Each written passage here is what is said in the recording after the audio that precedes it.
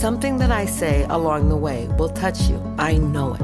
Let's begin that process of crafting a meaningful life. Here's Mary Crafts. Welcome back to Crafting a Meaningful Life. Are you excited for today?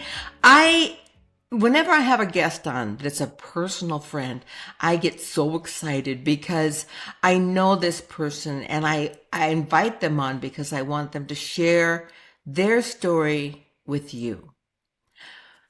Both of us have been going through a thing this last two and a half weeks, and we've been walking through this process together.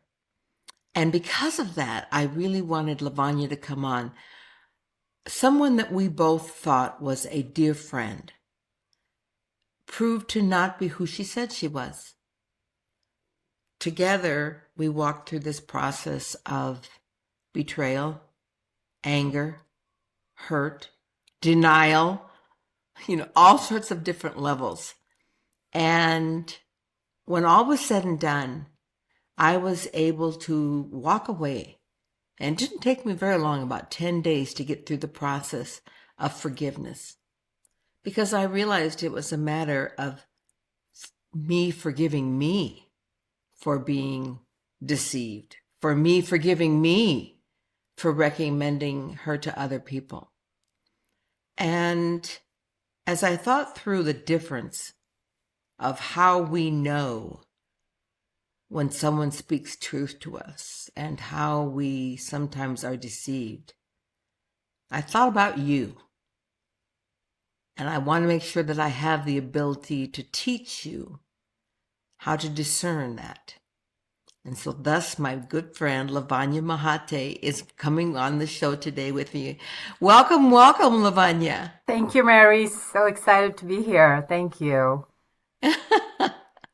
Because when I think of women who stand for integrity, who speak integrity, that the very depths of my soul that I trust, you're one of those women that I think of. Such an honor, Mary. Thank you. Well, you just radiate that. So I think this story is best told by telling your story. You're someone that came from India, immigrated to the United States, and then from that crazy beginning became the Lavanya Mahate. So let's start by telling our listeners a little bit about your life in India and how you happened to come to the United States. Well, thank you for the opportunity to tell my story. I moved to the US in 2001, was born and raised in southern India. I went to school in Chennai, and then I did my master's from a university in Pune, which is close to Mumbai, so that's west of India. So after finishing my master's, I was 22 years old, master's in mass communication. And my mother decided, who was a single mom, my dad had passed away, and she wanted to get me married, as all mothers do. And in India, it's very common to arrange a marriage that is a suitable groom and a suitable bride. And so she found this. Okay, let's just stop right there. I can't even fathom in my head, living in and being raised in the United States, that someone who is now 22, graduated high school with your undergraduate degree, you now have your master's degree, and your mom's going to arrange your marriage. But that's custom, that's tradition in India. No matter how accomplished you are, your mom or your mom and dad choose who you're going to spend the rest of your life with. Yeah. That seems crazy to me, but okay, we're going to accept that premise that she arranged your marriage. Had you ever met this guy? No, the first time I met him, I think, was for our engagement. He was in the US. He had come down to India, and so got engaged, and we had 6 months, and then he came back and we got married, and I moved here with him when I was 23. Wow. Okay, so then what happens? So I moved here very eager to start working, and I come to realize that my visa was a dependent visa on his H-1 visa, which Ah, is which did not have the authorization to work, the H-4 visas back then. So I was very disappointed because I am someone who always wanted to work and, put my skills and my strengths and my newfound degree and knowledge to right. work. So, but then I found out I could go to college. So I went to the University of Utah and did another master's program in integrated marketing communications. At the graduation of that program is when I met the then director of the Women's Business Center at the Salt Lake Chamber of Commerce, Nancy Mitchell. And I was talking to her and I told her about my story. And she said, if you want to come volunteer at the Women's Business Center, we could always use help. And so I started. I started as an intern there, as an unpaid intern. Every day I would go.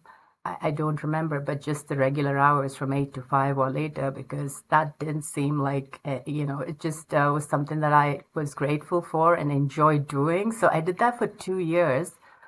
And then I went and talked to the COO back then, Craig Peterson, and I gave him the option. You could sponsor my visa, and they were very willing. So then I thought I should have done this before, but yeah. So they sponsored my work visa, and then I became an employee, and I was a marketing manager, and eventually I became the director of the Women's Business Center. I worked there for 8 years till 2010, Ah. and So that explains why still the Salt Lake Chamber and particularly the Women's Center, every time I mention your word, Lavanya Mahate, they just start, bowing. Oh, Lavanya, Lavanya. They just absolutely love you there.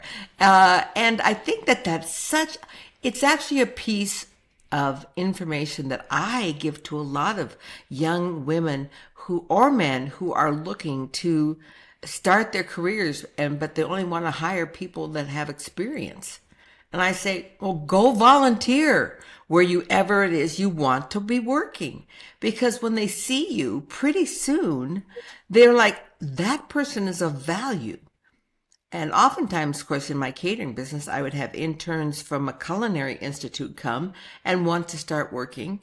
And they wanted to be paid big bucks during their internship. And I said, listen, if you're really that good, start working here as minimum wage. And if you are, then I'll tell you what, when the chefs say that they're spending less time teaching you and more time taking benefit from your services, then you get a chef's wage. And so I think that's such a great principle. And you kind of did that all on your own to just go start mentoring. And look what it led to. absolutely. So, so grateful for um, finding that opportunity and for me to actually step up and do what it takes. When 20 years later, I'm still talking about that story, which has set the, tone for my career in the US and Yeah. all the great things that I get to do and enjoy doing. So, for sure, that is definitely such a great tip for young people starting out that it's passion before profits, right? Always. And then it becomes purpose. But start with passion. Just show what you're passionate about and what you can bring to the table. And then, yeah, there's Yeah. just so much opportunity out there that, And you are the example of starting with your passion. And then, even before you thought of the word profit, you thought of that word. Where's my opportunity? Where's my opportunity? And as you build those two things, your passion and the opportunity, the profits are going to follow. And you just like shown that in spades. So that's awesome. After you left the chamber, what did you do? So 2010 is when I left working for the Salt Lake Chamber, and I started my own line of spice blends called East India Pantry Spice Blends, and I just formulated different 4 or 5 different kinds of spice blends that put because I wanted to bring Indian food to mainstream, help people enjoy the richness and the flavor and the diversity of Indian food. And I realized that the one thing that many people were a little bit intimidated by is the spices. So I made easier to use spice blends, and I had them at the farmers market in 2010, the first season. They did really well. Yes. And then the following year, I started my first restaurant, Saffron Valley, Indian street foods in South Jordan. I had a little bit of food, menu varieties from the north, south, east, and west of India. So we brought in new varieties that people were not familiar with, like the street foods, as well as dosas from south of India and wraps and Indo-Chinese from east of India. So it really warmed up to both the local Indian community and the local community, and also gave it a fast casual approach to Indian food, which went really well. So that's when I first started, and it was great. And after 2 years, I started my second restaurant in the Avenues. It was the old pagoda building, which came about, and then the third one in Sugar House on 21st South and 5th East in 2007, and 2019 Mountain View Village, Saffron Circle, and the University of Utah. So in all, I started about 5 different Saffron Valley locations. And I also started Biscott's Bakery and Cafe with 2 locations. That was in 2016 because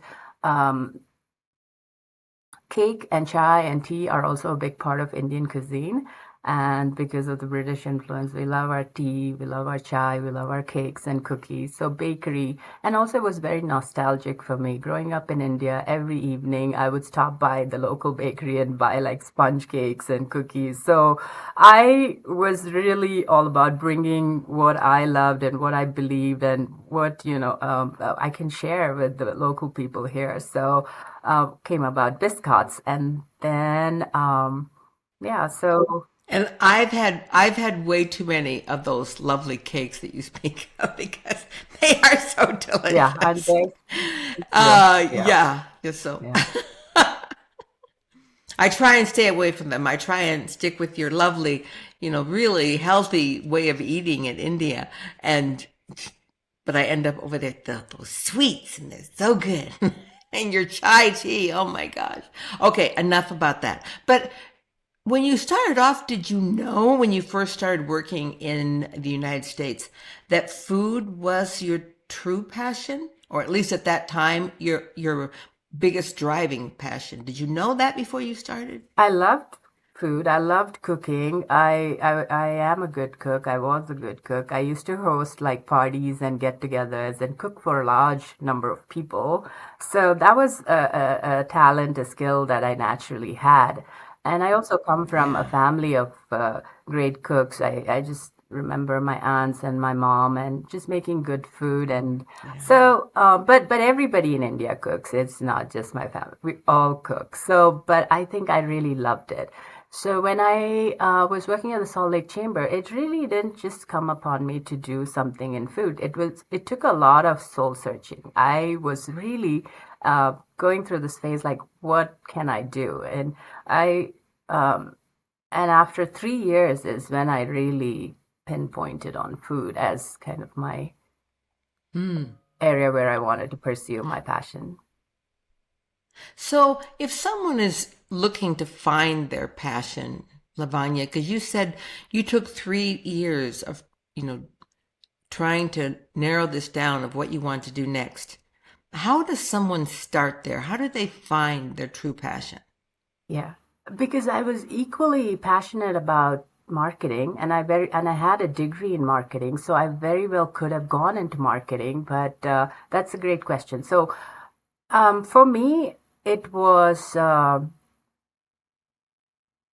going back into my childhood and remembering those moments when I felt the most alive and most happy was one of the things that I did even back then. And it always was around food. And I have favorite memories learning how to make spice blends or learning how to make sweets and actually giving it to my Ah, family, my brothers and my sisters to try it. And then, when they would just praise me at the time, I felt a sense of accomplishment. So it was ignited very early on as to what really sparked the joy in me and what I love doing. So I and I think most people, if you go back and, think about your childhood memories and about what really made you happy even back then, I think it's a good sign. But also, I think a natural thing would be to look at what are you good at? What are your skills? What are your strengths? And what do you enjoy doing? Because especially in entrepreneurship, it's spend so much time working. You don't want it to be like work. You want it to be something you enjoy and love, and you want to wake up in the morning and go, every morning. Um, yeah, just love to do. So, I think one of the worst case scenarios is to spend your entire life working at something that drains you rather than fills you. And I can remember being at work and um, having someone come in every day, and I would say, "Well, how's your day going?" And they would say the same thing every day. Another day, another dollar. I'm back to hell's half acre. And that kind of rhetoric every day. I'm like, there's no joy here for you. There's no passion. There's no zest. What a way to spend your life. I mean, if you're going to, and this was a person who thought that he would spend a long time in this field. And I'm like, you're draining my energy because this is not filling you. And I think that's such a piece of good advice, to find that what fills you. What lights people up? I always tell people, when you start talking, if people stop what they're doing and turn to you and listen to you talk about something, whatever that something is probably your passion. Because if you don't speak with passion, next thing you know, people are doing something else. They're checking their computer. They're looking over this way. They're like not engaged with what you're talking about. But if people are like, yeah, and then yeah. what? Well, tell me about that sliced bread. I mean, because you exude that kind of vibration of passion. And I've been places where you've talked about food and your desire and your vibration level just like goes like this. Well, thank you, Mary. Yes.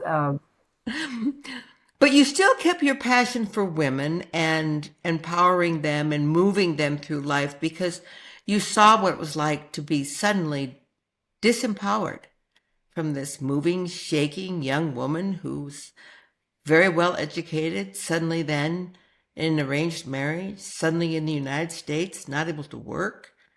Uh, you were disempowered. And now that's what you dedicate your life to. You have a passion for empowering others. Yeah. So, unfortunately, or let me just rephrase that because I hate that when people say that to me. Unfortunately, your marriage did not work out. And so I'm going to say, fortunately, you found a new direction and you restarted life. But that journey was not easy. Can we talk about that for a minute? Yes, absolutely. So, yeah, I believe that you can have more than one passion in your lifetime. It could be at the same time, or you could find new passions, every so often. And also, I think passion evolves into purpose, and purpose evolves into devotion, and it just becomes your way of life. And so I've always worked with women through the Women's Business Center. And also going back to my childhood, I always went to an all girls school, all girls college. So women were like, yeah, and because it's the culture and it's, societal and family, how it's all normalized. And I think it served me that I've been so fortunate to work with women and to really be a part of and recognize how powerful we are. And so I definitely will always carry that in my heart about, being, just being a big champion for women and I really want to get to a place where we no longer talk about equality because it's just there, and no longer talking about, a seat at the table, but we're here to build the table. And no more anger, because I think when we're angry about things, it's some unhealed, wound within us. And I think we're healed as women, and we should just celebrate ourselves and not have to fight any longer for equality is the place where I really want to get to. Yes. Well, let's just say you and I are there and we're going to just like embrace everyone and bring them in. I've been asked to speak at women's conferences, and before I got up to speak, the woman who opened the conference was so anti-men that I wanted to get up and leave and not even give my talk because I'm like, that's not what I'm about. That's not why I'm here. It's like, yes, I want my seat at the table with everyone. I'm not interested in just a table that is, if I say I'm about oneness, that means I'm one with everyone. Doesn't matter race or color or education, male, female, tall, short, fat, thin. I see us as one. And I know that you function that way, Lavanya. It's that gift that I've seen, like when I eat at your restaurant, or I've had my family at your restaurant, or when we did the $100 dinner club at your restaurant. It didn't matter which server or which chef you were engaging with. You saw them as people, not this level or that level or man or woman. It was just people. And they all love you because you treat them like you are one with them. How did that gift of oneness come to you? Wow. I think a part of it I was born with. I think we come into the world with certain qualities and a personality, and then you just Yeah. stack on all the inspiration. And one person who really inspired me in being kind, compassionate, and generous is my grandmother. I've watched her Ah, just be such a light in the lives of so many people, and including mine, that I've had the fortune of being influenced by her. But also, I think my journey, like my childhood, where it was filled with fear and emotional abandonment because my dad was an alcoholic. So those ah, moments and just going through life, and then the first 20 years of your life, you go through um, emotions such as fear and emotional abandonment because that's what you're presented with. And yeah, you can't really, um, in that time and situation with the resources and the knowledge that was available to me, couldn't make choices that moved me away from that. But to mm, know that the next 20 years of my life, I repeated the same thing. It's just that the characters were different. And so it was me. Um, is also gives me the empathy and the compassion to know that everybody has their own journey, and that yeah, kindness, love, compassion, generosity are the values or the virtues that we need to we need to bring forth and ignite in others. and you do ignite. Thank you. Yeah. Yeah. And the only way So, we could do that is by being that. So, like you, Mary, you are my number one inspiration, and for oh, so many okay. reasons. And yeah, and Mm, I've learned so much. I continue to learn so much.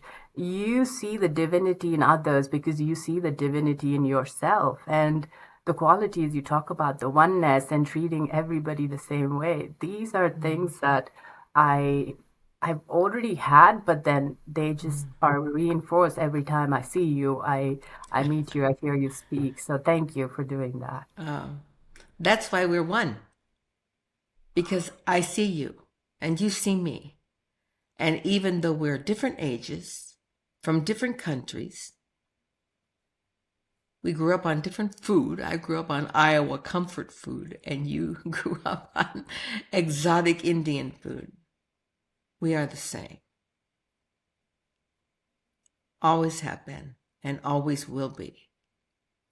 And yet it's our differences that create the whole, the one. We are not interested in being same. That would be so boring. I mean, what if everyone was Lavanya Mahate? You wouldn't get to be excited about being who you are. And what if everyone was Mary Crafts? You'd probably just like run for the hills, you know? But because of our differences, we can create this whole, this unity, that there's nothing else like it in the world when we experience it. Just recently, you and I and our friend Pule sat in a cute little cafe in the side outdoor cafe at your place in Sugar House. And even though all of us are those three women are so different, we were one. We shared the same emotions, the same breakthroughs, the same laughter, the same joy. When someone cried, we both cried. When someone laughed, we all laughed. That's oneness. Absolutely, absolutely. I so feel it, Mary, and yeah, that's just the glue that keeps us going and doing the good things. Yeah. So now you're single, very successful, multiple restaurants, and forging your own way. And then something happened, Lavanya, that touched my soul deeply, that you created. You're here with this crescendo of life ahead of you. And you took time to pause and ask, what is the crescendo? What's in the crescendo? And how do I most fulfill my purpose? And for you, it was coming back and reaching back to what was and lifting up so all could be one. Tell me about that journey. Wow, you put it so beautifully. Well, it's what happened. Well, 2001, I moved here. 2011, I started my business. 2021, I decided to leave my marriage. So I am a big believer in alliterations and numbers like 3, 6, 9, and 23, 33, 43 were very significant years in my life. And then I So thought, if I'm still doing this in 2031, will you come back? 100%, absolutely. Okay. Yeah. I'm not counting on that, but just in case, I'd love that. Anything you ask me to do, Mary, I'll be there. Yes, for sure. Okay, so 2021.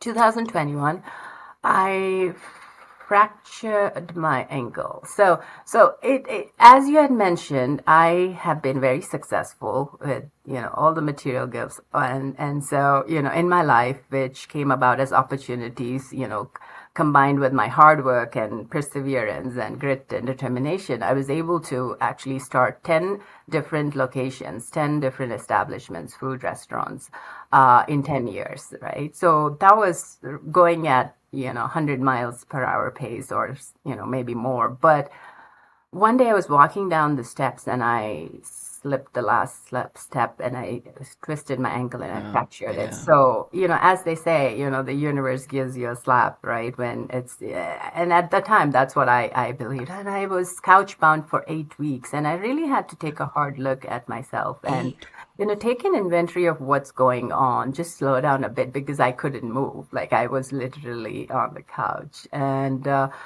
I realized that work was a coping mechanism of running away from, myself because I was not, fulfilled within myself. So it was self-abandonment without even knowing it is. So, and and I decided to change that because I was not in alignment with, what I was thinking, what I was saying, what I was feeling, what I was doing, and, the body, mind, soul alignment. I've always believed, like, it is so important, and that wasn't there. So, and I wanted that for me. And so, it was a big decision, and, following the divorce process and everything was as hard as it was. Now that I completed 1 year of the finalizing of my divorce last week. So, but a much, Wow.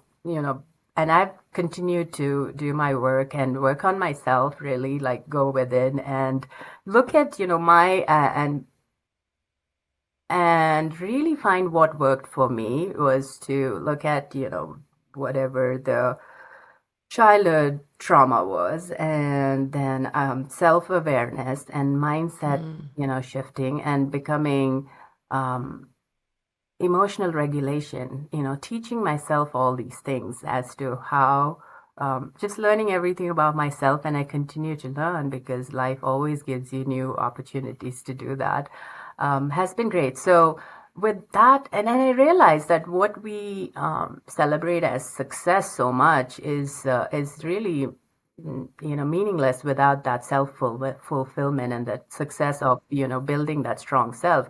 So having done that the last 2 3 years, I feel like I'm ready to build again, create again from a really solid foundation of self. Yeah. And Yeah. that's what I want more people to enjoy and explore and experience for themselves, so we can really build true success, of the self, and material as well as our spiritual success. So spiritual to me is just mostly connecting with myself, and the higher power and God and the universe, because I believe in all of these things. It's not just one. I believe in all of these forces helping you with what you want Yeah. to do in life.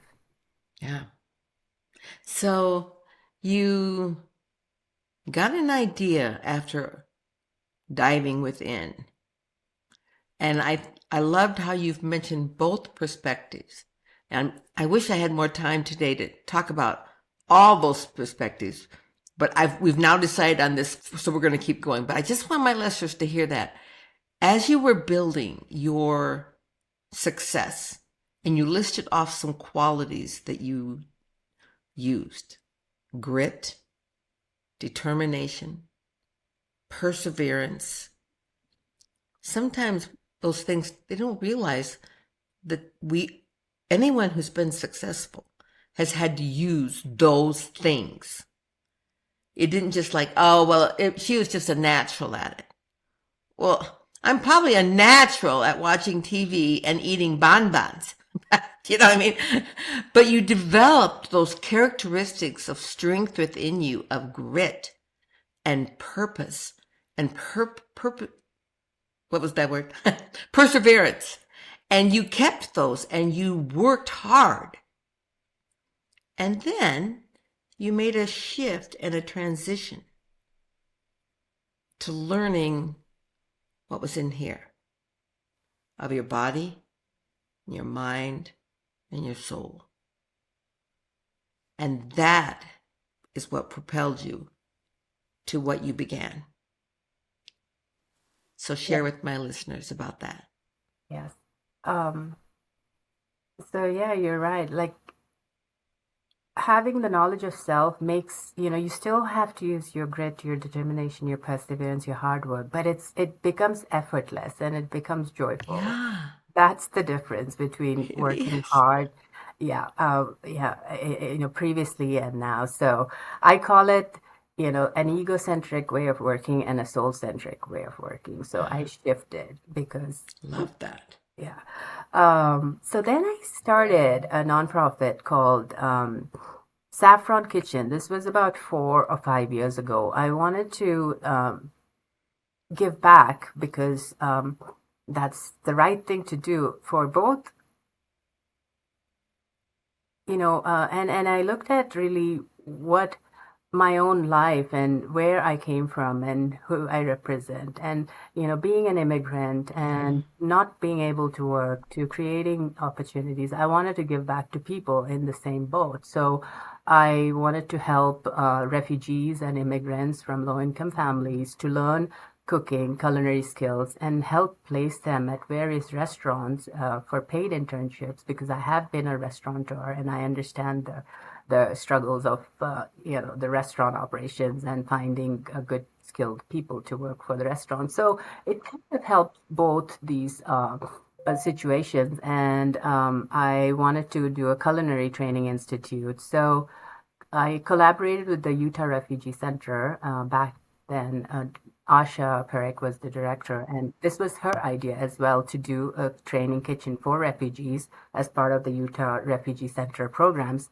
So they brought me on as an operational partner, and we were going to build this kitchen at the Refugee Center campus at the Salt Lake Community College. But soon after a year of being in meetings, of architecture meetings, they announced that the building was sold to a Boyer company for land development. So we were with, some of the funds we raised to build this kitchen, but without a space. So I offered to do that on 21st South and 5th East, where we have our restaurant, Saffron Valley, and now Bix Bakery and Cafe, just behind that, to put a training kitchen to make this program move forward. So for the last 4 years, we've been at it, and just the last 2 years have been mostly planning and permitting, and then last year being construction. So finally, we have the kitchen ready to make the program a reality, and we were able to do this due to the generous donations and contributions of many organizations in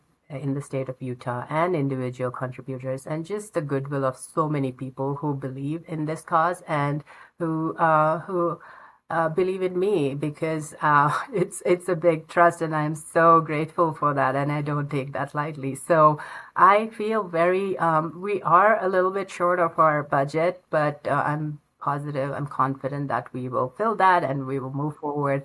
And just like with any new program, it takes a bit to get it started and to get it going. So I tend to just always keep going, moving forward and staying positive. And I see this as a vibrant program for, trade, providing free culinary skills to refugees and immigrants from low-income families. And more important than the skills itself, like you and I know, it's just, teaching them the skills of self-reliance and self-confidence and becoming really strong with, from within, inner confidence and inner strength, and developing their careers, alongside will really help impact the community and the world. That's what I see as being your biggest gift, that you're offering free education for those who show commitment and passion, stick-to-itiveness, and then they will have a marketable skill, which was one of the biggest problems that refugees, of course, face. In the refugee programs that I have worked with, I've not met one of them, not one, that has wanted to just like, oh, I'm in the United States now, I'll be on the dole, I'll just be on welfare, I'll get the free programs. Not one refugee that I know wants that. They're hungry for these skills. They're hungry to contribute. And you are giving them that opportunity, a marketable skill in an area both of you and I know that we can't get enough culinary workers. We have a limit now on the number of events we can do because we don't have enough people to cook food.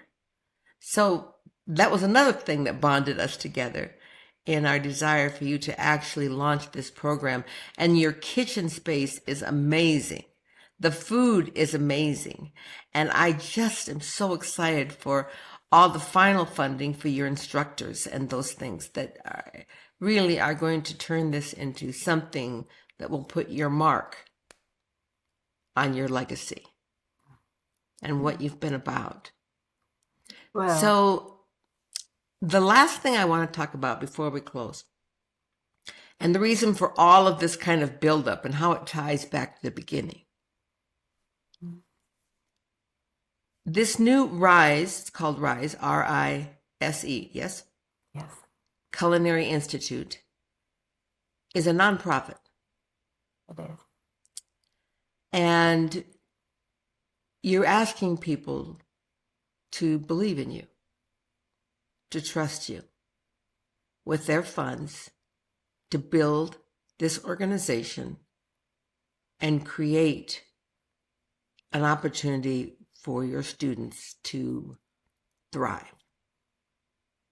Isn't that the exact thing that every nonprofit is saying? Believe in me, trust in me. With your funds and my vision, we can allow people to thrive. Whether they're bringing them drinking water in Africa or feeding them in India or anything else that we're doing, rescuing them from sex trafficking. And yet, as we talked about in the beginning, you and I experienced a devastating situation to so many that are in our personal circle. So how do we as a community move past this? What do you think is the step needed to trust a nonprofit? How can we take this that has happened and turn it into actually a reach up to where we are going? As you mentioned, we've been really shaken by this incident, and made me really question like why someone would use their charisma, their talents, their passions, and for something like this. But that is I guess that is the sad reality of life, that anything can be used for good or bad, and it's their choice, and their actions have brought them to where they are right now, and that shouldn't deter anyone else wanting to do good in this world, because one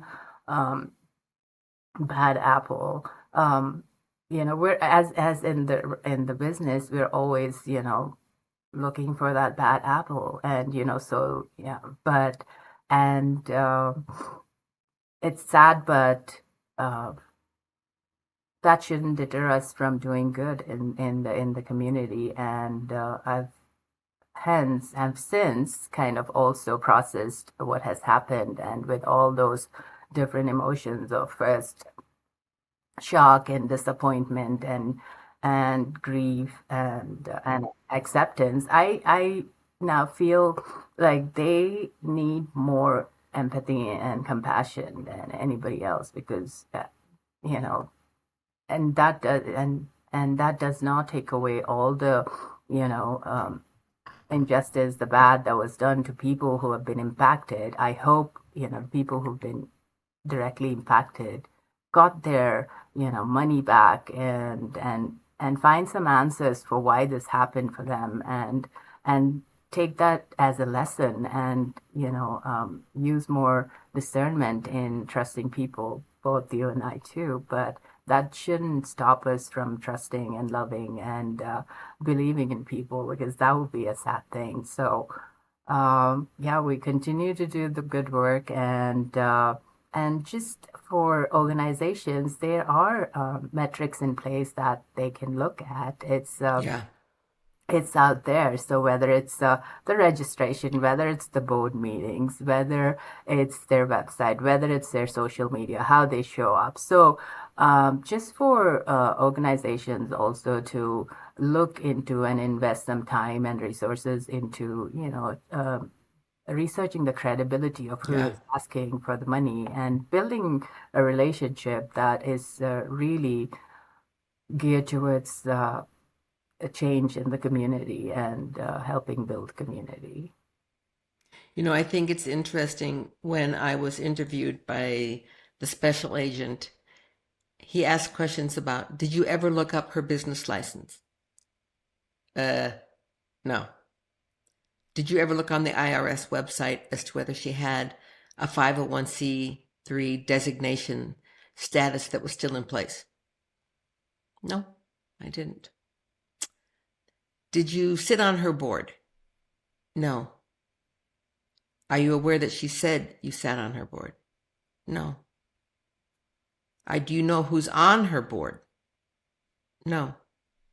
And as I answered to those questions, Lavanya, I realized how much I could have known if I had chosen to know, but I didn't. So I think there's that big piece of learning. The other big piece of learning for me, though, has been when I've had women actually say to me, I'm never giving to a nonprofit again. All nonprofits are not trustworthy. I'm only going to give to who I know. I'm going to give my $1,000 instead of giving it to a nonprofit. I'm going to give it to a neighbor that I know needs help. And as I thought about that, and I commented back to her that I knew this person and I knew she would reach out and touch someone, regardless of whether they were a nonprofit. But what about those people who don't have that neighbor? What about your refugees? Are they your neighbor?